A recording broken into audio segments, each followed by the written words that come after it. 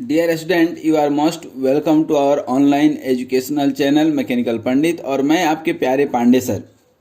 आज जो है बात करने वाले हैं एक स्प्रिंग की नेचुरल फ्रीक्वेंसी कैसे निकाल सकते हैं। तो ये हम लोग नेचुरल फ्रीक्वेंसी, और ये भी जो है जो क्वेश्चन है आपका वो अनडैम्प्ड वाइब्रेशन का है। किसका है? अनडैम्प्ड वाइब्रेशन का है।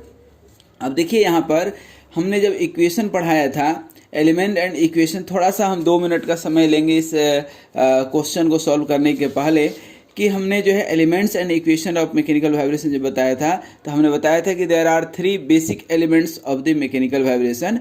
One is the spring, another is damper, and third one is the mass. Mass and spring are inherent part of any mechanical system. और हमने बताया था कि spring is directly related to the spring stiffness. It is being defined with the help of spring stiffness only. Damping coefficient is related to damper and mass is related to its acceleration. That means कि यदि हम parameter की बात करें तो मास acceleration के साथ, spring stiffness displacement के साथ, और जो है डैम्पर मीन्स कि डैम्पिंग कोफिशिएंट वेलोसिटी के साथ फोर्स को जन्म देते हैं। अब इसमें चूंकि हमने आपको बताया अनडैम्प्ड वाइब्रेशन, जैसा कि आप देख सकते हैं क्या है अनडैम्प्ड वाइब्रेशन।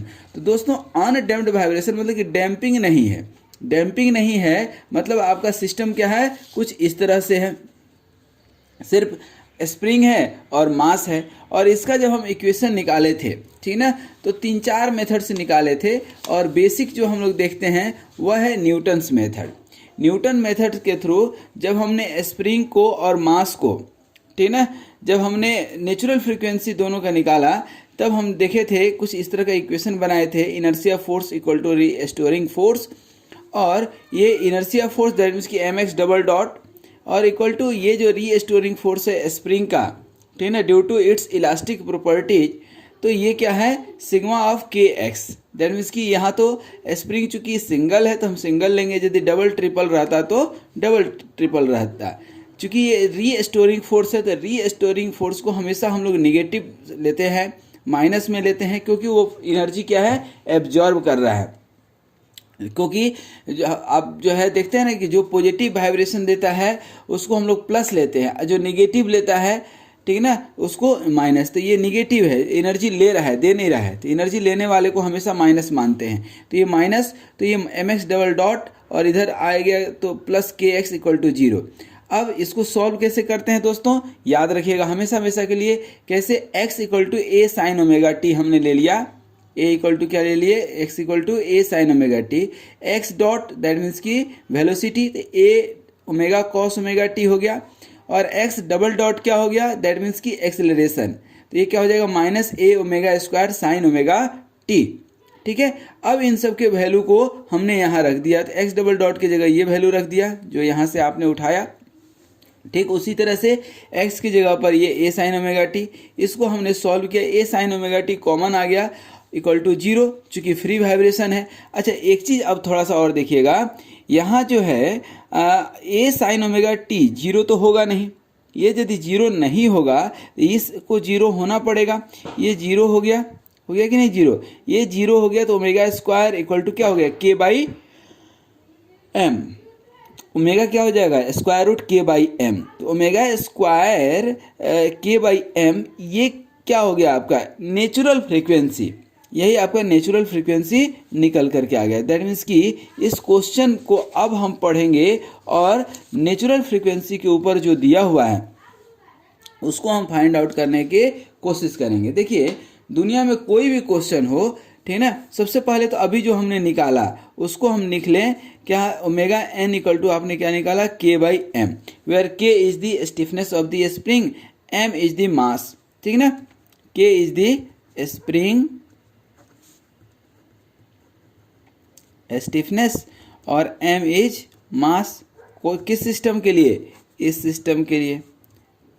यहाँ पे एक स्प्रिंग है और यहाँ से एक मास जो है लटक रहा है, और ये लटकन बाबू को आपने एक जो है डिस्प्लेसमेंट दे दिया x, ठीक है। तो इसके अंदर जो फोर्स लगेगा, ठीक है ना, फोर्स जो लगा m x डबल डॉट, ठीक है, यही होता है ना एक्सेलरेशन का। और यहाँ पर जो फोर्स रीस्टोर होगा वह क्या होगा, के एक्स। ठीक है, अब सबसे पहले क्वेश्चन को पढ़ने, अभी तो पढ़े भी नहीं हैं, ये तो हमने आपको बेसिक कॉन्सेप्ट बताया, लेकिन बेसिक कॉन्सेप्ट के साथ ही हम लिखने के बाद अब लिखते हैं क्वेश्चन में दिया हुआ क्या है। क्या दिया हुआ है दोस्तों, देखिए तो ए spring mass system has a natural frequency of 10 hertz. जो हम इतना मेहनत करके नेचुरल फ्रीक्वेंसी निकालते थे वह तो दिया हुआ है, ठीक है। क्या ये एंगुलर फ्रीक्वेंसी होता था, नेचुरल फ्रीक्वेंसी क्या, एफ एन, कितना निकला 10 हर्ट्ज, ठीक है ना। अब नेचुरल फ्रीक्वेंसी का मतलब क्या होता है, ये एफ एन कहाँ से आ गया, तो एफ एन यहीं से आया, ये डब्ल्यू एन है और एफ एन निकालते तो क्या हो जाता, omega n upon 2 pi, that means कि 1/2 pi square root k by m. ठीक है, तो ये इक्वेशन आपका निकलता, ये एफ एन दिया हुआ है। When the spring constant is reduced by 800 Newton पर मीटर, दैट मीन्स कि स्प्रिंग कांस्टेंट के पहले कुछ रहा होगा, रिड्यूस करके जब हम 800 न्यूटन पर मीटर कर दिए, the frequency is altered by 45%।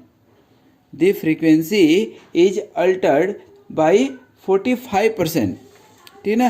Find the mass and spring constant of the spring. तो अब बोलता है फाइंड द मास, अब हमको निकालना क्या है, टू फाइंड, आपको यहाँ निकालना क्या है, आपको निकालना है यहाँ पर फाइंड द मास, मास निकालना है, और spring constant of the original system, ये ओरिजिनल सिस्टम का, ठीक ना।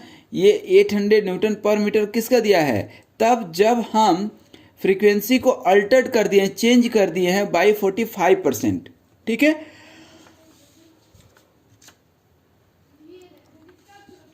सपोज कीजिए कि जब हम चेंज नहीं किए होते तब हमारा फ्रीक्वेंसी क्या होता, थोड़ा सा ध्यान दीजिए। तो ये एफ एन क्या निकलता हमारा, ये एफ एन क्या निकलता हमारा, 1/2 pi square root k by m. F n कितना है 10 और ये 1/2 pi square root k by m. Therefore k by m निकाल सकते हैं क्या, k by m equal to 10 into 2 pi हो जाएगा, 2 पाई और इधर क्या हो जाएगा स्क्वायर। इसको जब आप सॉल्व करेंगे तो दैट विल कम अराउंड 39, ये जो है 3947 के आसपास आएगा, ठीक है ना। कैसे, 2 पाई क्या हो जाएगा 6 और 6 पॉइंट समथिंग और ये 10 तो 60 पॉइंट समथिंग, ठीक है ना। तो ये आपका 3947 आ जाएगा कुछ एक वैल्यू, ठीक है। अब क्या हो रहा है कि अब ये तो कंडीशन क्या था, ओरिजिनल कंडीशन, अब आपने चेंज कर दिया किससे, 45% से, यही है ना 45%, ध्यान दीजिए यही है आपका 45%। यदि 45% से आपने चेंज किया, इसका मतलब क्या है, इसका मतलब ये है कि जो अब आपका फ्रीक्वेंसी निकल करके आएगा एफ एन कितना हो जाएगा 10 और पहले 45% से, दैट मीन्स कि 100 माइनस 45 और डिवाइडेड बाई 100, 45 से आपने चेंज कर दिया, परसेंटेज में है तो 100 हमने ले लिया, और इक्वल टू स्क्वायर रूट, और ये 1/2 पाई भी है, ध्यान दीजिएगा 1/2 पाई तो रहेगा ही, ठीक ना। और चेंज कितना से आपने किया, के माइनस 800, ये 800 न्यूटन मीटर से आपने चेंज किया अपन एम।